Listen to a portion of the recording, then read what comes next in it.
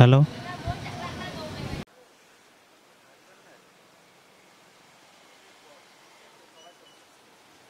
অসুস্থ রোগী যদি এখানে আসতে ধরে এই জায়গাটার মধ্যে আমি মনে করি যে তাদের আরও ক্লিনিকে যাওয়ার দরকার হয় না। এখানে তাদের যে কোনো একটা কিছু হয়ে যাবে, মানে তাদের আর কোনো ইয়ের দরকার নাই।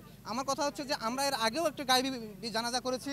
সিটি কর্পোরেশন এই এখন এতদিন মুক্ত হয়ে গেল, আমরা অপেক্ষায় ছিলাম যে সিটি কর্পোরেশন থেকে অবশ্যই কোনো লোকজন এসে এই জায়গাটা পরিদর্শন করবেন, অন্তত স্থায়ী সমাধান তো একটু দূরের কথা।